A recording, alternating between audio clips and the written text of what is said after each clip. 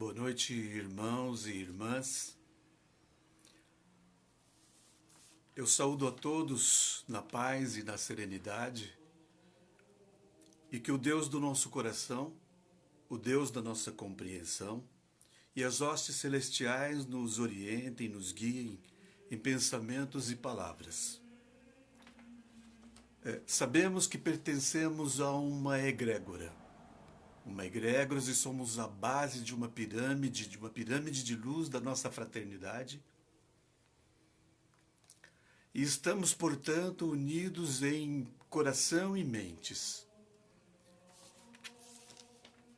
E, como tudo é vibração, estamos em movimento e em harmonia com a grande mente universal. E nesse momento, então, peço a todos que unam-se a mim nesta invocação. Pai nosso que estais nos céus, santificado seja o vosso nome. Venha a nós o vosso reino, e seja feita a vossa vontade, assim na terra como no céu. O pão nosso de cada dia nos dai hoje, e perdoai as nossas ofensas, assim como nós perdoamos a quem nos tem ofendido. E não deixeis cair em tentação, mas livrai-nos de todo o mal. Assim seja.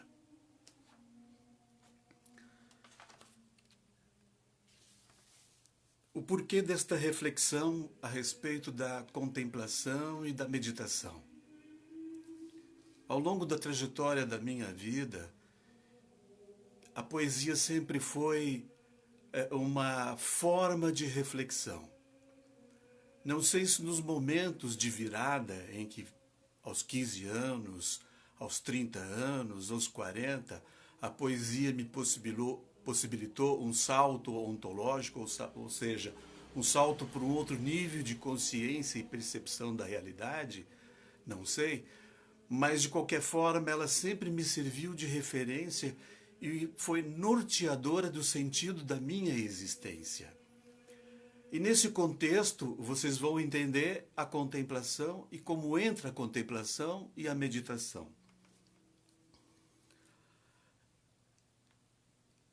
Recentemente, antes de iniciarmos, vi duas postagens nas redes sociais de uma grande amiga em que ela colocava uma certa descrença na humanidade. Um outro amigo respondeu da seguinte forma, dizendo que os homens se perderam. Aí eu costumo brincar, e brinquei dizendo que você se perdeu porque eu tinha a sensação de que havia me encontrado, né? Num outro post, também uma amiga coloca que a esperança é a última que morre, mas morre. Isso me trouxe duas reflexões importantes. Primeiro, que quando a gente diz que os homens se perderam, nós estamos nos destituindo da nossa humanidade, porque a humanidade somos nós. A humanidade somos nós. A minha humanidade está perdida. E quando eu perco a esperança na humanidade, mas eu perco a esperança na minha humanidade. Então são duas reflexões importantes que a gente sempre coloca nas dimensões do outro as novas possibilidades na existência humana. No entanto, somos nós mesmos, sempre somos nós conosco. Não há outra possibilidade. Uma outra noção fundamental é a noção de liberdade.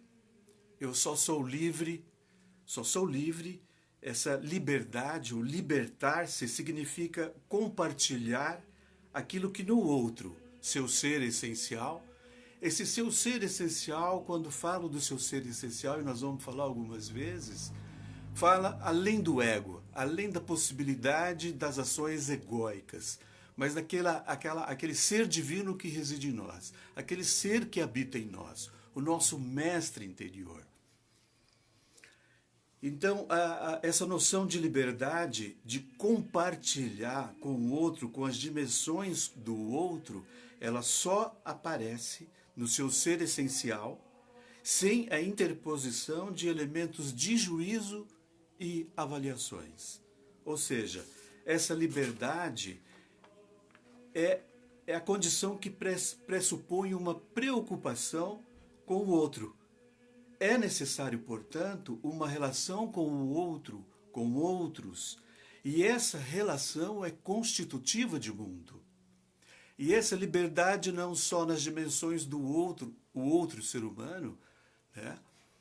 Meu ser igual, mas também com as obras de arte, quando a gente vai falar de contemplação, a contemplação enquanto a nossa relação com as obras de arte, e esse momento é de uma compartilhar, compartilhar com o ser essencial do artista expressa naquela obra de arte. O meu ser essencial aparece quando aparece o ser essencial daquele outro ser. Então, essa condição da liberdade, ela nos reconduzirá a uma dimensão na qual céu e terra, homens e Deus, permanecem unidos. Essa é a verdade do ser. Essa é a condição da liberdade. Aí a gente resgata aquela dimensão bíblica, né? Conhecereis a verdade e a verdade vos libertará. Quando no estado de contemplação eu entro na dimensão em que cessa a vontade, é um lapso, né? A contemplação, do ponto de vista de Schopenhauer, quando Schopenhauer coloca de forma hierárquica na sua experiência estética, ele coloca a jardinagem, a arquitetura e coloca a música como sendo o ágape da experiência estética. Nesse momento ocorre a contemplação, no caso de Schopenhauer. O que é a contemplação? A contemplação é um lapso onde eu suspendo a vontade. Não há uma negação da vontade como nos ascetas. Os ascetas negam a vontade, vão negando a vontade de comer, negam a vontade de sexo, negam a vontade de vida. Não, nós estamos falando da contemplação, onde ocorre uma suspensão momentânea da vontade. Uma suspensão num lapso onde eu vou e volto. No meu entendimento, há aí um salto ontológico. O que significa um salto ontológico? Há um salto do meu ser essencial para um outro nível de percepção da realidade, um outro nível de consciência. Isso é contemplação. E essa experiência pode ser adquirida na música. No caso de Schopenhauer, a música é o ágape. Mas nós podemos falar da experiência da fenomenologia de Heidegger, visto que Schopenhauer segue a tradição da metafísica tradicional, onde houve um esquecimento do ser, houve um esquecimento do ser essencial. A metafísica, a partir de Platão, de Aristóteles, ela esquece o ser. Esse ser vem ser resgatado, as reflexões sobre as questões do ser, vem ser resgatado por Husserl e depois, muito oportunamente, por Martin Heidegger, na sua obra Ser e Templo. Ele traz esse resgate do questionamento acerca do ser. Portanto, ele vai até os pré-socráticos, anterior a Platão e Sócrates, e bebe nessa fonte dos pensadores originários, resgatando, então, o nosso ser essencial. A fenomenologia traz essa dimensão das reflexões. A metafísica tradicional, nós podemos chamar, então, de experiência estética. Em Heidegger, cuja linguagem poética é o ágape, a linguagem expressa na poesia, essa linguagem é que traduz esse ser essencial, na sua forma mais dinâmica, numa dinâmica passiva, eu diria. Schopenhauer, então, bebe dessa fonte, é uma fonte muito importante, mas a contemplação, vista pelo ponto de vista da fenomenologia, ela dá um outro enfoque, uma outra dimensão para que eu possa ver o meu ser essencial como constitutiva do mundo, como ação constitutiva no mundo, nas minhas relações com o outro, nas minhas relações com as obras de arte, né? Com a música, com a linguagem poética transformadora de sentido, transformadora porque expressa o ser essencial do poeta. Expressa na linguagem, na palavra.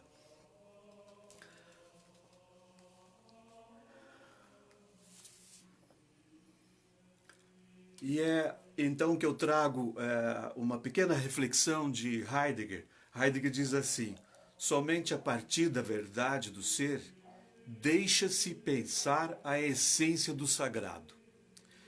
E somente a partir da essência do sagrado deve ser pensada a essência da divindade. E, finalmente, somente na luz da essência da divindade pode ser pensado e dito o que deve nomear a palavra Deus. Ou seja, a minha experiência da contemplação através da poesia, através da palavra, aquele lapso é o meu encontro com Deus. É o meu momento de harmonização com o cósmico. Eu vou e volto, é um lapso. Mas posso sentir, posso perceber que de alguma forma, alguma coisa importante aconteceu para a minha vida. Alguma coisa aconteceu. Quando iniciei esses estudos em Schopenhauer, em Heidegger, foi uma felicidade muito grande ter conhecido a obra de Martin Heidegger, a fenomenologia de forma geral. Era um processo de autoanálise, porque eu não entendia o que se passava comigo, eu não entendia o que era aquilo que acontecia. Achava que era bom, mas não é importante que nós achemos se isso é bom ou não é bom, e que a gente não tenha um objetivo de ascender a esses níveis de consciência como objetivo apenas, porque a meditação vai nos falar como isso acontece. Bom, na meditação, o que acontece na meditação? Uma fonte que a gente bebe muito nas reflexões importantes que eu venho buscando através dos meus processos de meditação dentro da Ordem Rosa Cruz, dentro da minha vida, ter o entendimento do que é meditação. Krishnamurti é uma fonte, uma referência muito importante, que ele suscita a reflexão. Ele não é um mestre e não suscita nenhuma doutrina, dogma, para que a gente possa levar a uma reflexão mais profunda acerca de si mesmo.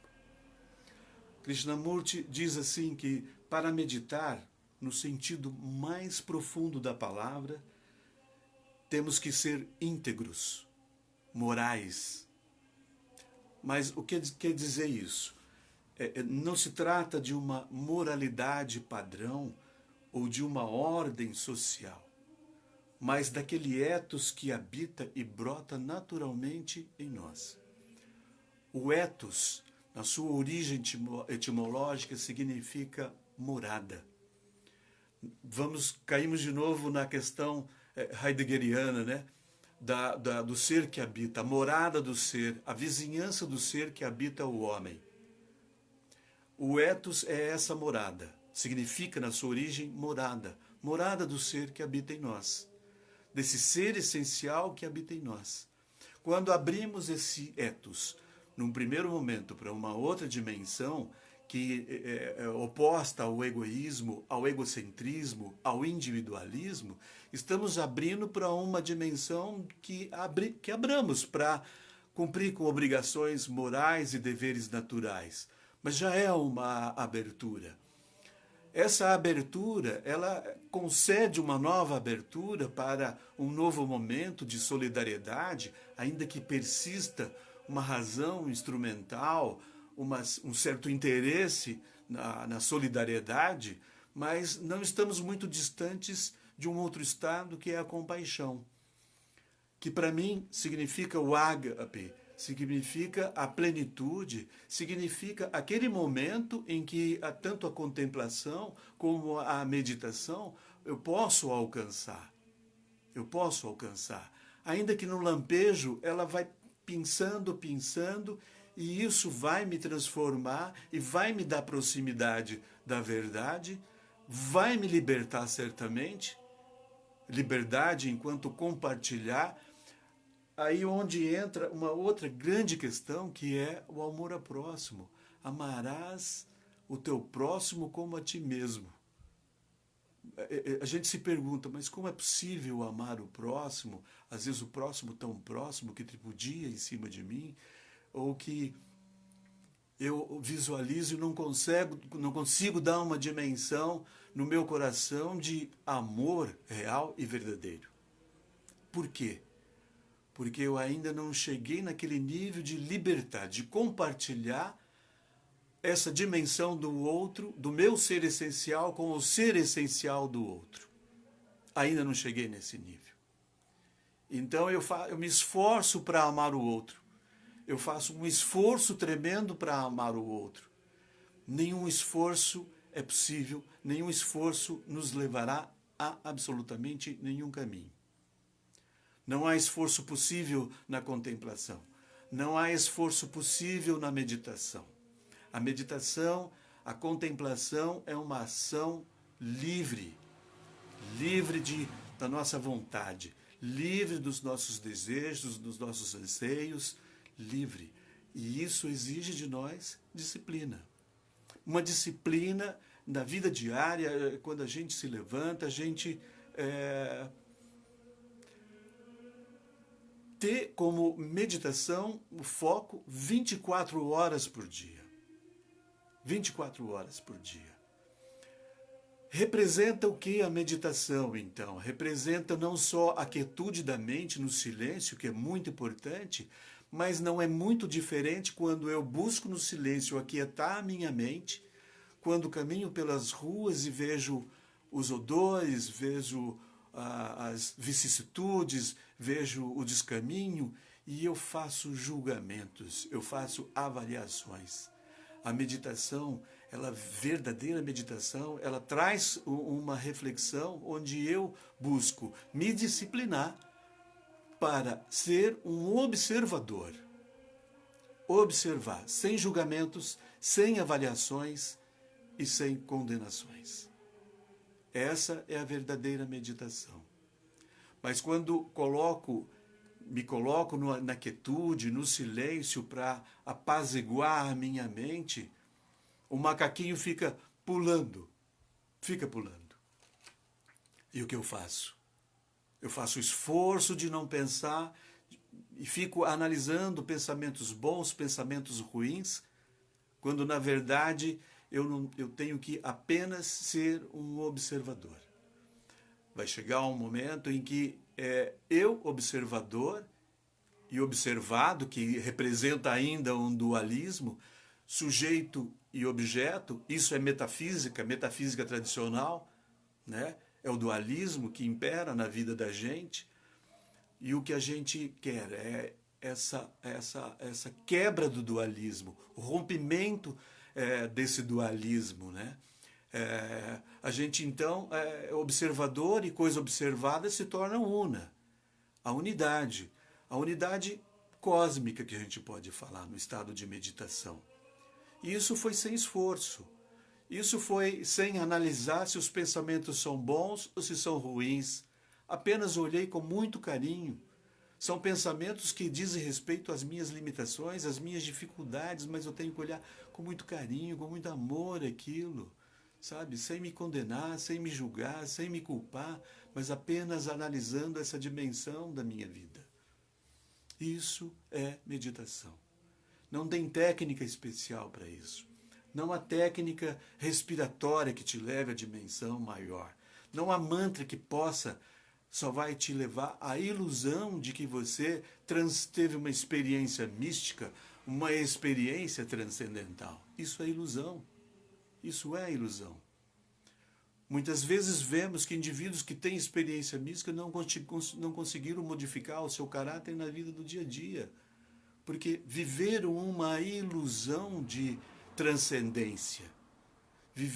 Não foi uma expressão do seu ser essencial, não foi uma experiência de unidade com o ser universal, com a mente cósmica, com a mente de Deus. Não foi. E isso, gente, tem que ser no nosso dia a dia, em cada momento, no trabalho, lavando louça, ao lado da esposa, ao lado dos filhos. Essa prática é uma constante, é dolorosa muitas vezes, porque a gente acaba se culpando, se olhando e vendo que você às vezes não está conseguindo. Na verdade, é muito difícil, não é fácil. Mas é preciso disciplina, a gente tem que se disciplinar para isso. Então, compreender a nós próprios, nossos pensamentos, os nossos sentimentos, as nossas atividades, os nossos desejos, as nossas ambições, atento sem qualquer escolha, observando apenas. Dessa observação atenta, nasce a ação correta. Lembra aquele etos que se expressa, aquele etos é que vai aparecer. Nascem então as ações corretas. Não são dogmas externas, não são códigos morais e códigos de ética que impõem a mim. Eu posso até obedecê-los em função da vida relacional, de trabalho, de profissão, mas o verdadeiro ethos que se expressa, ele nasce dessa observação, porque dessa observação nasce a ação correta, que não tem nada a ver com conformismo ou uma ação de acordo com um ideal. Não tem nada a ver, porque a gente continua agindo no mundo e ficando indignado com as coisas do mundo.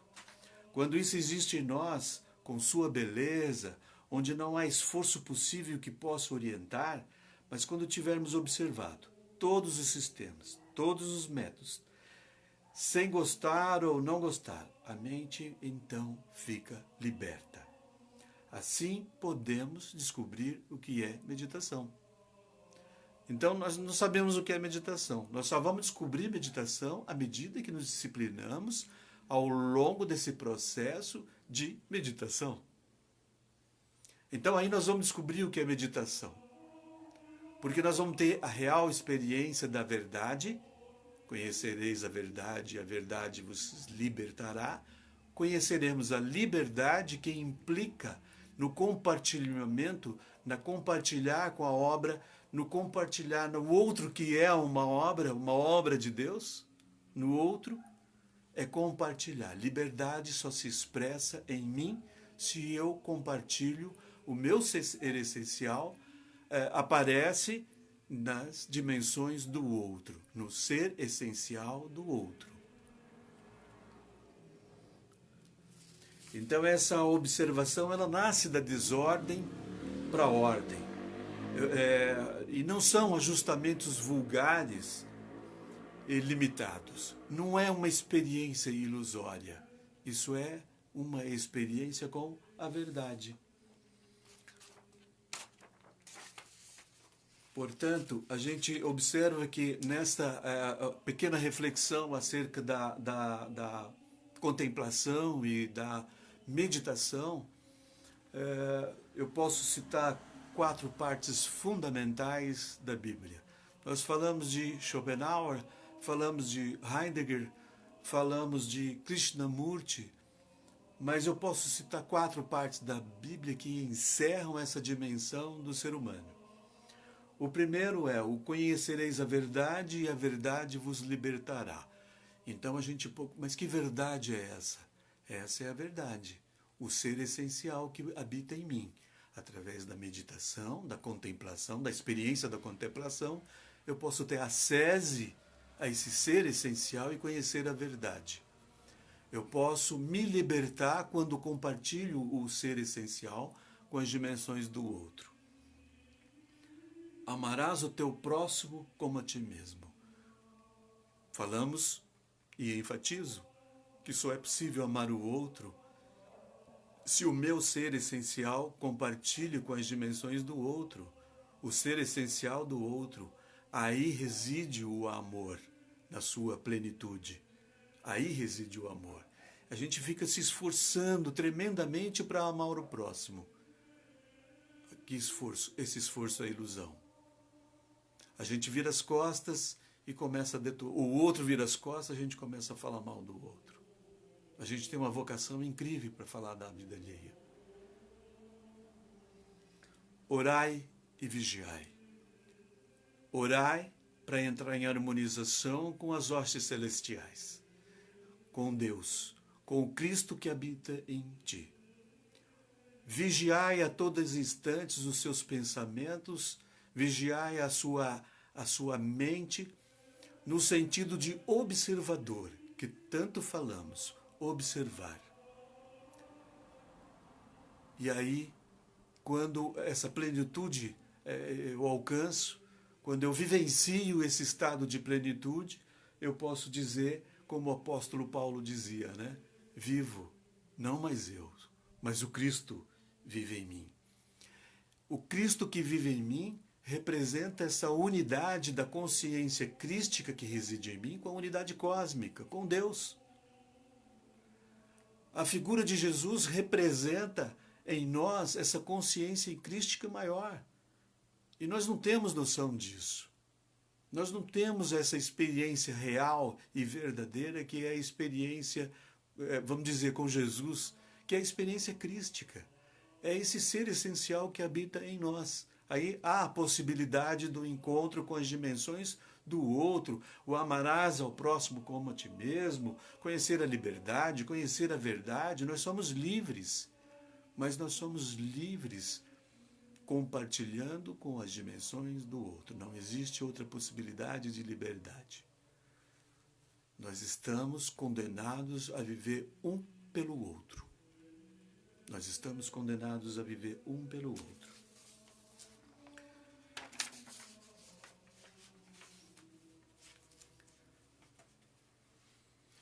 Eu estou perdido um pouquinho no tempo e trago aqui um dos meus momentos de reflexão, uma poesia que titulei Amor. Ela evoca a presença de Jesus na minha vida, evoca a presença que eu tenho essa consciência crística que reside em mim, e diz assim: Jesus, ensina-me a andar, orientando o caminho reto com passos de quem sabe amar. Jesus, ensina-me a olhar, com olhos que me cegavam o próximo. À distância eu olho agora com olhos de quem olha para amar. Jesus, ensina-me a falar, do que não significava tanto eu fale uma fala que é para amar. Jesus, ensina-me a silenciar, na reflexão atenta em mim mesmo do sentido do silêncio de amar. Jesus, ensina-me a doar, da dor e do sofrimento que me rodeiam, que é só doando que eu sei amar. Mas o mais importante é que eu possa aprender a amar Jesus, um amor que ama sem condição para amar. E das sementes que plantei e planto, algumas já brotam, amado Mestre.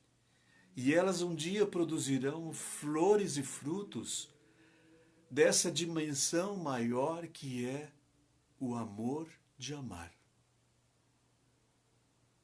Essa é a linguagem do poeta. Essa é a linguagem do poeta que busca um sentido, busca um significado, onde a poesia, a música norteia a sua existência e norteia a existência de todos nós, é um instrumento para que possamos ter um salto ontológico para um outro nível de consciência e percepção da realidade. Isso representa a consciência da vida, a consciência da minha vida, das dimensões do outro, do amor ao próximo real e verdadeiro. Não sei se foi muito claro, mas eu Me coloco à disposição de qualquer esclarecimento oportuno. Meu muito obrigado e, sinceramente, que a paz resida no coração de cada um. Muito obrigado.